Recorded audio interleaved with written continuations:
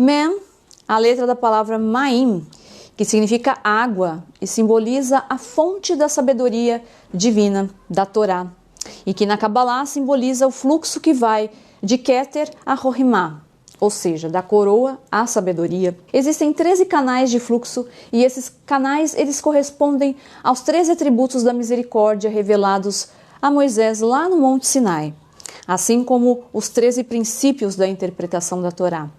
Nun, em aramaico, significa peixe, e o Mem, que simboliza as águas do mar, é o habitat natural do Nun. O Nun nada no Mem e está encoberto pelas águas do mundo oculto.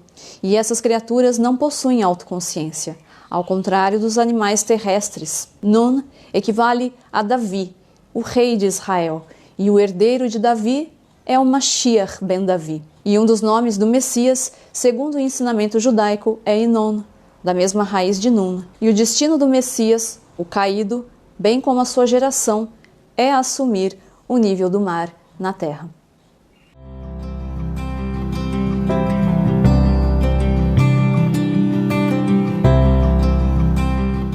No judaísmo existem duas palavras muito importantes que começam com a letra Mem.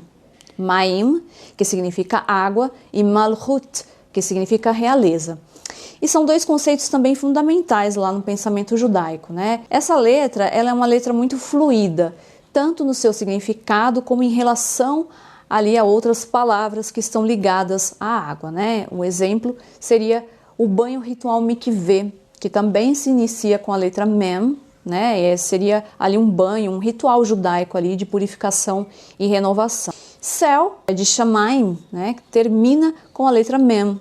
Mas o que tem a ver céu, né, aqui? É porque céu se refere às águas de cima, né? Na Kabbalah está que existem dois tipos de água, né? Conforme ali o livro do Gênesis, que diz que há as águas superiores e as águas inferiores, e que são dois conceitos diferentes. E só ali uma curiosidade, no hebraico a palavra água, ela sempre vai estar no plural, tá? A Torá, por exemplo, ela é comparada à água, às águas superiores, e nós, quando temos sede de conhecimento, nós vamos até a Torá. Aliás, no contexto cristão, é bem frequente essa questão aí de sede, né?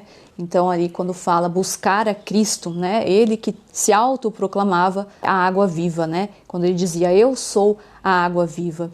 E ainda lá no Evangelho de João, capítulo 7, versículo 37, está assim, se alguém tem sede, venha a mim e beba. Né? Eu gosto sempre aí de fazer essas analogias aí ao cristianismo, porque eu sei que tem muitos cristãos aí que veem meus vídeos, e eu acredito até que mais cristãos que judeus. Sabemos que a água, ela é o fundamento de toda a vida, né? Não somente ali do ponto de vista biológico, mas porque é a própria origem ali da criação. Porque no princípio, o mundo, ele era somente constituído de água, né? Conforme está ali no capítulo 1, verso 2 lá do Bereshit, né? Ou o livro do Gênesis, onde diz assim, e o Espírito de Deus pairava sobre a face das águas. O feto, ele se desenvolve na água, né? E o nosso corpo, o corpo humano, a gente sabe que ele é constituído aí de mais de 70% de água, corrijam-me aí se eu estiver errada, né? Logo, a água, ela é a fonte de toda a vida, né? A água é sempre considerada, então, o signo da bênção, né? Pois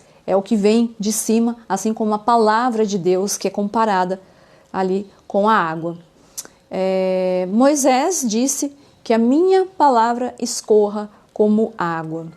Mas segundo o judaísmo, né, e também na Kabbalah judaica, Deus criou o bem e o mal, né, o seu contrário, que é o Yetzer Hará, que eu já falei aí em alguns vídeos lá atrás, né? Então não poderia ser diferente essa dualidade também em relação à água, né? A palavra dilúvio, por exemplo, é Mabul em hebraico, né? E também se inicia com a letra Mem, que designa aí a desordem, a confusão e nos remete, né, à morte. Também temos duas grafias para a letra Mem, né, uma no início e no meio de palavra e outra no final, que é a Mem Sofit, né, usada no final de palavra aí. Tá na tela para vocês a imagem. O primeiro Mem, ele é aberto e se refere ao mundo visível. Já o Mem Sofit, ele é mais fechado, né, conforme dá para ver aí, e designa o mundo escondido, né, ou o mundo concluído. E essa letra Mem, ela é escrita com dois Mems, né? Pode reparar, Mem é escrito tanto com Mem comum como Mem sofite, ou seja, é como se ela se fechasse ali em si própria. E aí vem a questão, qual seria a letra original? A letra comum aberta ou aquela final fechada, né? Qual deu origem à outra, né? Fica essa questão aí no ar. E aí, em relação aos dois Mem, temos uma correlação ao reinado de Deus e ao governo de Deus, né? Conforme está lá no Salmo 145. E qual a diferença ali a nível de Kabbalah, de reinado e de governo? Reinado é quando você vê a presença de Deus, né? De uma forma ali explícita. Deus, ele cria o mundo e ele cria tudo que está nele, né? Já o governo, ele é oculto. Nós não conseguimos perceber com os nossos sentidos, né? A Kabbalah, então, ela designa isso como Deus governando o mundo. Então, nós temos dois aspectos do reinado de Deus, né? Um reinado explícito e um reinado oculto, né? E é como Deus, ele governa esse mundo. Sabemos que existe uma Torá revelada e uma oculta, né? Que inclui aí a sabedoria da Kabbalah propriamente dita, né? Lembra que eu falei que Kabbalah, ela é o estudo da parte oculta da Torá? Então, seria nesse sentido. Então, Mem, ele vem representar sempre esses dois aspectos, aquilo que está revelado e aquilo que está oculto. E se você reparar na forma do Mem, né, final, ele é todo fechado, né? Ou seja, tem ali um espaço protegido, né? No Mem comum, nós temos aí uma pequena saída na parte de baixo, prefigurando então que a pessoa pode cair, conforme eu já falei em outras letras aqui nesse módulo, né? É a mesma ideia. Ele é quase fechado, né? Mas ele tem ali uma saída. E em cima dele nós temos um Vav, se você reparar, né? Eu vou deixar aqui indicado na tela.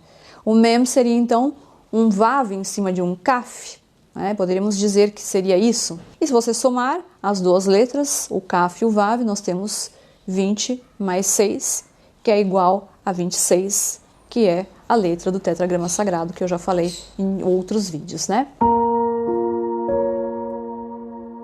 E aí vamos para o seu valor numérico. O Mem normal, ele tem um valor numérico de 40, e o final ele vale mais, vale 600, né? Uma vez que ele é carregado ali de forte energia. E aí diz que nas tábuas da lei, o Mem, ele permaneceu por milagre, né? E não se podia escrevê-lo normalmente, foi realmente um verdadeiro milagre, mas que milagre é esse, né? Moisés, ele recebeu as tábuas da lei e elas foram gravadas por Deus nas pedras de acordo ali com a tradição, as letras dos 10 mandamentos, né? Elas eram legíveis na frente e no verso dessa tábua, ou seja, aliás, das duas tábuas, ou seja, as letras, elas atravessavam as tábuas de um lado para o outro.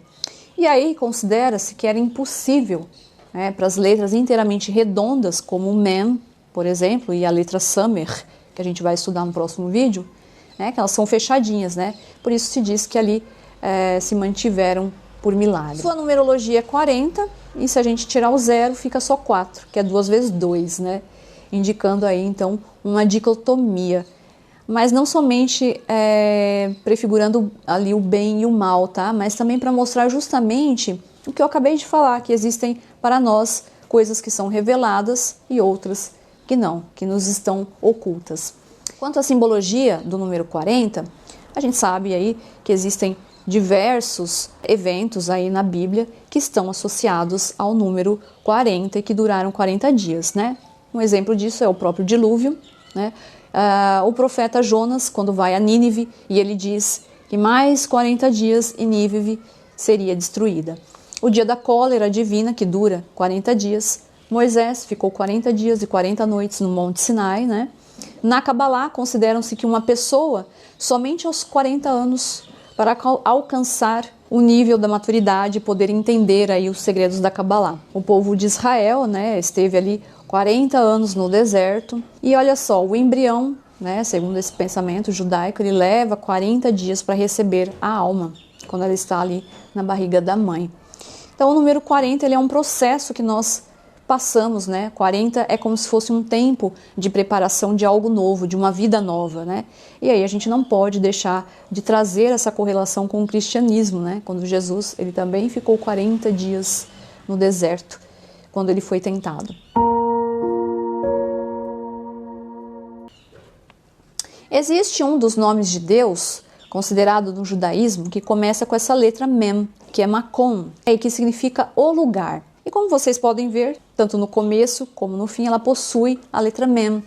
E por que Deus é denominado o lugar? De acordo aí com os textos judaicos, é porque ele é o lugar no mundo, ao passo que o mundo não é o seu lugar. Porque o mundo não o limita, né? Lembra quando eu falei que Deus, ele não está sujeito a nada na sua criação? Para quem quiser entender melhor, tem que assistir ao vídeo aqui do canal chamado Quem é Deus, tá? Então, quando nós designamos o lugar está em Deus, é como se você não falasse do seu ser, mas da sua existência. E no luto, para o judaísmo, não se fala de Deus, mas do lugar, né? Ou seja, que ele preencha aquela falta causada pela dor do luto. Então, fala-se o lugar. Tá? Deu para entender? Até como uma forma também de não associar Deus a algo ruim, tá? Então, quando nós usamos a expressão Hamakom, o lugar, né, para consolar ali uma pessoa em luto, é para expressar a nossa incompreensão em face ali da morte, né, afirmando que ela tem ali um sentido que se desvelará lá no final, né, a morte em si, que é a simbologia do mem final, né, ou o fechado, e permanece o símbolo do irracional, porque a gente sabe que muitas vezes a morte ela não tem uma explicação, principalmente quando nós não queremos aceitá-la, né? Então é nesse sentido. E com a morte, nós também sabemos que tudo se acaba. A letra Mem também é a inicial do nome de Moisés, que no hebraico a gente pronuncia Moshe, né? E também o nome do Messias, que a gente pronuncia no hebraico Mashiach. Então Moisés, que é o Moshe, assim como Maim, que é água, e lá no meu e-book Os 10 Mandamentos, ou o breve estudo sobre o Egito, sob a ótica do Antigo Testamento, eu falo dessa correlação aí de Moisés com as águas. Eu vou deixar o link deles aqui na descrição do vídeo para quem quiser ler, tá? Sabemos que Moisés, ele foi marcado toda a sua vida pela água, né? Na travessia lá do Mar Vermelho, no milagre da rocha, né? Que fez jorrar a água. Ele foi também achado lá nas águas do Nilo. Então Moisés, ou Moshe, é um nome, na verdade, egípcio. Seu nome seria Tutmoses, né? E isso significa literalmente água, né? Ou seja, Moisés é água, né? É a grande fonte. E Abrão, ele tem o seu nome terminado com a letra Mem, né? Porque no hebraico Abrão vem de Avraham, né? Ou seja, Moisés começa onde termina Abraão. E a letra Mem é a letra que está presente também na lei oral, que é a Mishnah. E Mem é a 13ª letra do alfabeto, e o número 13 ele tem um lugar particular no judaísmo, né? Porque 13 ele tem a reputação de dar sorte, né, que é o número da palavra mazal. Curioso que em outras culturas, né, é justamente o contrário, né, é o número do azar, tá? Mas para o judaísmo não. Mazal é sorte ou destino, tá? E associa-se esse número a coisas boas, somente coisas boas, né? Interessante isso, né?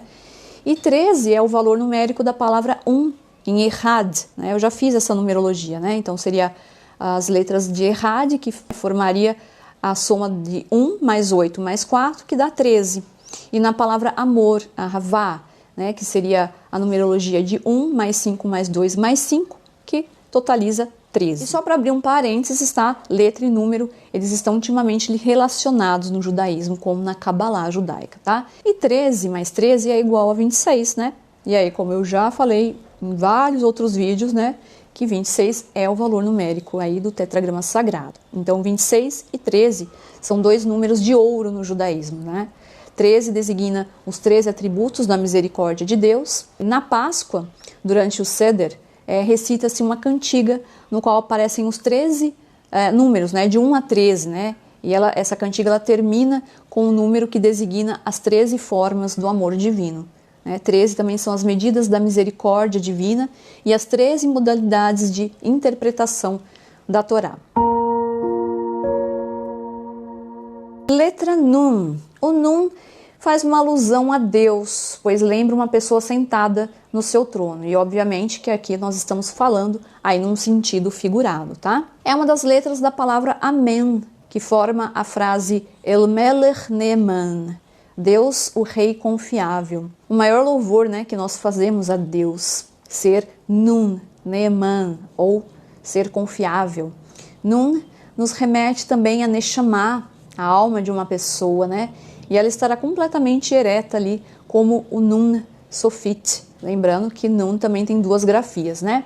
não estará então mais presa a esse mundo, né, como Nun sentado, somente lá no mundo vindouro, parecido com a letra Kaf que eu expliquei no vídeo passado, né? A letra Nun significa peixe, que é um forte símbolo aí para o judaísmo. Porém, não há muito aí peixes na Bíblia hebraica, né, ou nas fontes judaicas, né? Mas no cristianismo sabemos que tem bastante aí correlação, né? Lá no Gênesis a gente tem uma breve referência ali no capítulo 1, verso 21, quando ele diz assim: criou Deus os grandes peixes. E também há referência tanto na Bíblia como no Talmud, né, sobre o Leviatã. No livro de Jó nós temos dois animais que são citados, a besta e o Leviatã. O Leviatã é um animal messiânico, tá? De acordo ali com a mística judaica.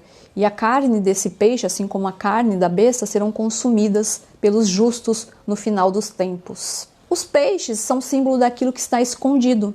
Tudo aquilo que fica no mar está escondido, né? Segundo aí o livro do Gênesis, no capítulo 1, verso 9, diz assim: as terras elas estavam imersas e para fazer elas surgirem foi preciso que o mar se retirasse, assim, conforme está escrito, e afluam as águas do mar para um mesmo lugar, a fim de que se torne invisível a terra firme. E foi assim. Vemos também no episódio do Êxodo, capítulo 15, verso 19, quando as águas do mar elas foram afastadas, né, para o povo hebreu atravessar ali o Mar Vermelho, né? É o milagre ali da travessia. Deus retirou as águas do mar e os filhos de Israel caminharam sobre a terra firme no fundo do mar. O mar, então, sempre foi essa representação aí do mundo no mistério, né? E do ponto de vista da lei judaica, os peixes, eles são considerados equivalentes à água, né? Portanto, eles são símbolos aí do mistério. E a Torá, ela é representada pela água, né? E, consequentemente, o mundo marinho, ele representa o Sod, né? Que é o segredo em hebraico, né?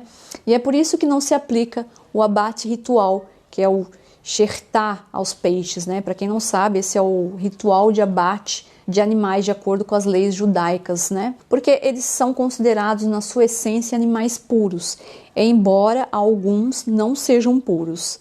Mas eles diferenciam pelo sangue, né? Porque os outros animais, eles possuem o sangue quente, né?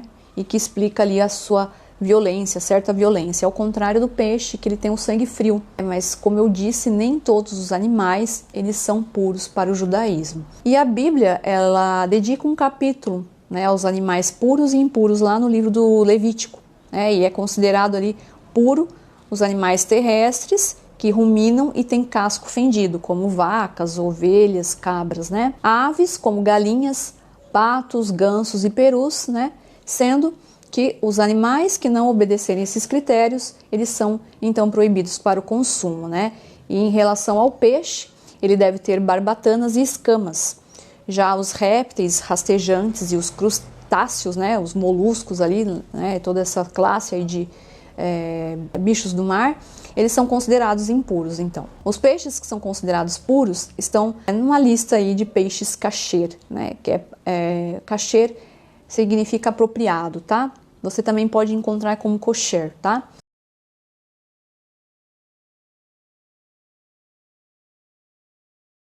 Aí eu vou deixar aqui uma lista aí de peixes que são considerados kasher, segundo o judaísmo. E curiosamente, nós temos um paradoxo, né? Porque os peixes, eles também são predadores, né? Uma vez que quase todos eles também, eles devoram entre si, né? Porém, os animais terrestres predadores, eles são declarados impuros. Já os peixes, eles são puros. E esse aí é um mistério. E mais uma curiosidade para quem não sabe. A ação da carne com leite, segundo a lei kosher, é proibida, tá? Essa mistura. Então, você não pode comer nada que tenha carne com leite junto, tá? E para você consumir entre um e outro, você deve aguardar aí algumas horas, tá? Só como curiosidade, então. E olha só, no Shabá é recomendado servir peixe. E lembra que eu falei que peixe é dag? E que esse termo ele tem a sua numerologia 7, que é o número do Shabá? E também é recomendado comer carne, que é o Hassar, que também tem a numerologia 7, de acordo com o dia do Shabá. Pois bem, esses dois alimentos, eles representam os dois mundos, que estão também representados nas duas grafias da letra Nun, que é o mundo visível e o mundo escondido.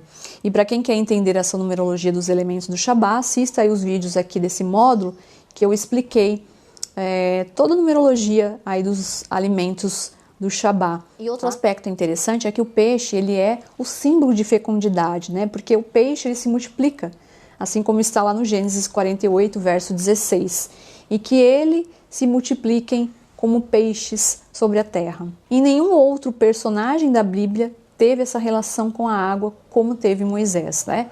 Primeiro, que ele começou sendo retirado das águas do Nilo, depois ele abriu o Mar Vermelho, como eu já falei aqui no começo desse vídeo, e aí aquele episódio ali de retirar as águas das pedras lá no deserto para o povo hebreu. E do ponto de vista místico, Moisés ele foi aquele que veio das águas e ele teve que viver sobre a terra, né? Ou seja, fora ali do seu elemento natural. Porque nós sabemos que o peixe ele vive na água, né? A letra Nun, ela tem uma numerologia 50, e 50 designa 50 portas da inteligência ou da sabedoria. E Moisés ele transporta essas 50 portas da inteligência, né? E é por isso que ele é um Nun. E Moisés ele teve ali um discípulo chamado Josué, que no hebraico seria Yeshua ben Nun, ou Josué, o filho do peixe. E o seu nome, Moshe, que vem do egípcio, como eu falei lá no começo, né? É porque Moisés, como todos nós sabemos, ele foi tirado das águas, sendo então um peixe, né? Na língua egípcia, Moshe, ou Moses, né, significa água. Moisés, portanto, ele é uma criatura da água. Por isso, seu discípulo Josué, então, ele é chamado filho do peixe, ou o filho espiritual de Moisés. E, curiosamente, no Novo Testamento, Jesus ele faz seus discípulos pescadores de homens, né? E há uma referência também a peixes em outros momentos, como a multiplicação dos peixes, por exemplo, né? E o seu nome, na verdade, é Josué também, né? Jesus vem de Josué, Yeshua ou Yeshua. E eu falei que a letra não tem a numerologia 50, né? Que conota ao mesmo tempo inteligência e sabedoria. E o valor numérico de 50 é a representação do Olam Nabá. Então, a pessoa nesse mundo ela pode chegar até o nível 49, né, de conhecimento místico.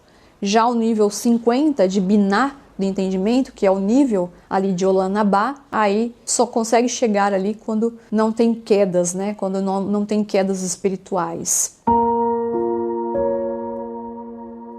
E essa letra, ela tem a particularidade de ter duas grafias, como eu falei, né, uma comum no início e meio de palavra e outra no final da palavra, né? Eu vou colocar aqui mais uma vez a imagem para vocês verem. E essas duas grafias, elas correspondem aos dois estados da alma, né?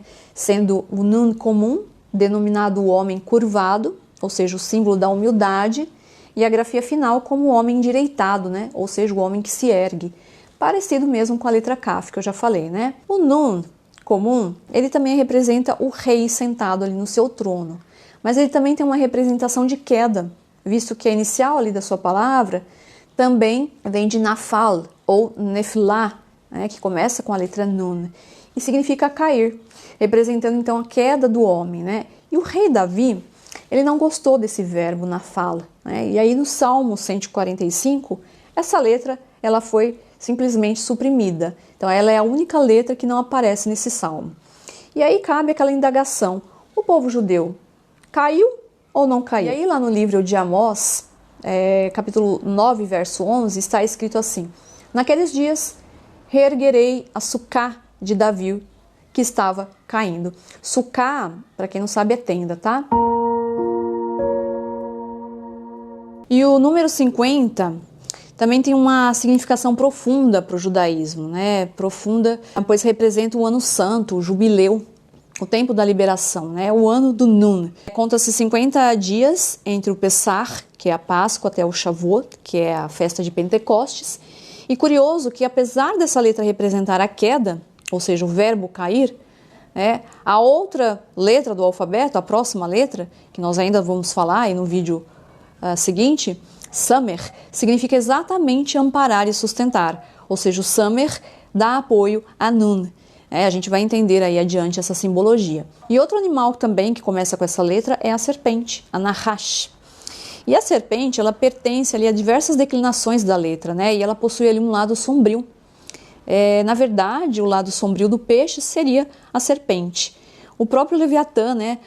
Alguns aí consideram que ele pode ser tanto um peixe como uma serpente do mar, né? E assim como o peixe ele nunca fecha os olhos, a serpente também ela tudo vê.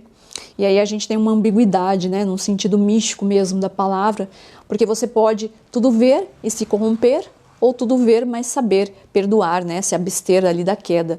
E isso é bem profundo, né? E aí, você quer ser um peixe ou uma serpente? O Nun também designa o Messias, né, e é o Messias triunfante ao som do shofar, né, a trombeta do juízo final que vem para estabelecer a paz universal, né? E o Messias, ele será denominado Inon, né? E essa palavra ela é usada apenas uma vez na Bíblia judaica, né? E nos indica que ele será um Nun, né? Vê lá em Salmos 72, verso 17, lá na Bíblia hebraica, que diz assim: Yehi shmo leolam lefnei shemesh yanin Inon shmo vetbarchu Bokal Goin Yashuruhu.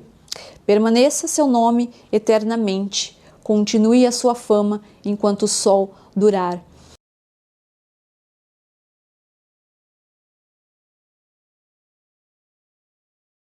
O Messias é um ser particular, né? Algo que nunca chega a se concretizar. Ele está onde está a luz e a escuridão, o bem e o mal. É um paradoxo de todas as contradições. E é por isso que ele pode cair ou ser um gigante, quando se diz que seu nome subsistirá como o sol. E tal é o nome do Messias. Antes de existir um sol que se levanta e que se põe, o seu nome já existia. E por que o Mashiach é considerado caído, né? E aí vamos aí uma explicação lá do Nun com o Samer. Eu falei de Moisés, certo? Ele saiu lá das águas, que é o seu habitat natural para viver na terra. Tudo isso é alegórico, tá, gente? O peixe, quando ele sai da água, ele cai ali, ele se debate, ele morre, certo? Então o Mashiach, ele é o peixe, fazendo aí uma analogia a Moisés, né? E que ele sai ali do seu reino natural para viver numa terra que não é o seu habitat. Mas a mão de Deus, representada pelo Samer, vem para ampará-lo. Ele está ali no ventre da história, mas dele não sai. O Messias poderia chegar a cada geração, porém os homens não estão maduros ali para entendê-lo, né, para compreendê-lo. Então ele morre. Por isso essa prefiguração de geração em geração, o Messias ele é abortado, né, que não se concretiza. No Talmud explica que o verso "e seja luz", na verdade, está se referindo à criação do Messias, que é a luz. Então antes ali de toda a criação, porque Deus ele cria a cura antes da doença, ele sempre cria a cura antes da doença. Então antes de existir um sol que se levanta e se deita, esse nome já existia. Isso te lembra algo no Novo Testamento? Cristo ele dizia que o seu reino não era desse mundo. Fica aí então uma reflexão para você. Até o próximo vídeo.